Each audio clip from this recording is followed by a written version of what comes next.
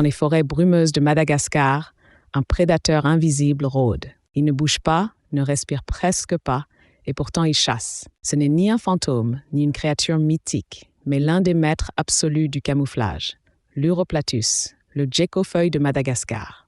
Cet étrange reptile a poussé l'art de la dissimulation à un niveau qui défie notre perception de la réalité. Sa peau reproduit parfaitement les nervures d'une feuille morte, ses couleurs imitent la décomposition végétale, et ses contours ondulés épousent les formes organiques de la litière forestière. Quand il se plaque contre un tronc, même les biologistes les plus expérimentés peinent à le distinguer.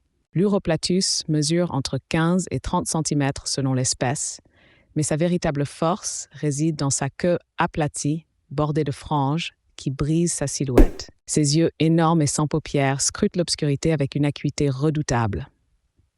Sa peau granuleuse change de texture et de couleur en quelques secondes, s'adaptant à son environnement avec une précision chirurgicale. Cette perfection évolutive se concentre principalement dans les forêts tropicales humides de l'est et du nord de Madagascar.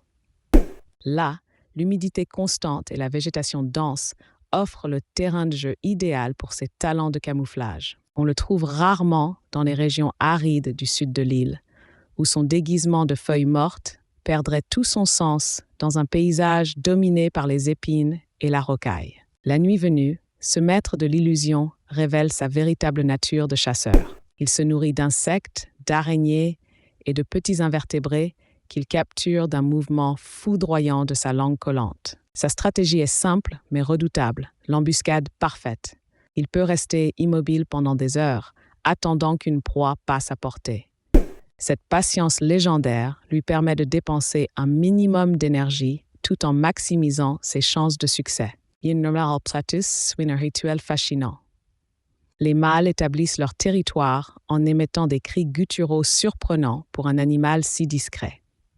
L'accouplement a lieu en saison des pluies et la femelle pond généralement 2 œufs qu'elle colle sous l'écorce ou dans une crevasse. Les petits, parfaites miniatures de leurs parents, naissent après 2 à 3 mois avec un instinct de camouflage déjà parfaitement développé. Dans l'écosystème malgache, l'Uroplatus joue un rôle crucial de régulateur. Il contrôle les populations d'insectes nuisibles tout en servant de proie à certains serpents et oiseaux nocturnes. Pour l'homme, il représente un allié précieux dans la lutte naturelle contre les parasites agricoles, bien que sa discrétion le rende souvent invisible aux yeux des populations locales. L'histoire évolutive de ce gecko remonte à des millions d'années, quand Madagascar s'est séparé de l'Afrique.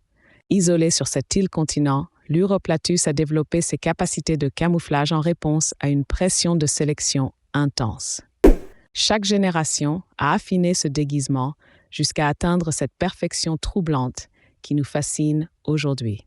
Mais l'avenir de ce maître illusionniste s'assombrit. La déforestation massive de Madagascar menace directement son habitat. Le réchauffement climatique modifie les écosystèmes forestiers dont il dépend. Certaines espèces d'Uroplatus sont déjà classées comme vulnérables et leur survie dépend de notre capacité à préserver les derniers sanctuaires forestiers de la Grande Île. L'Uroplatus nous enseigne une leçon troublante. Parfois, la meilleure façon d'exister est de disparaître. Dans un monde où tout semble vouloir briller et attirer l'attention, ce gecko nous rappelle la puissance du silence et de l'invisibilité.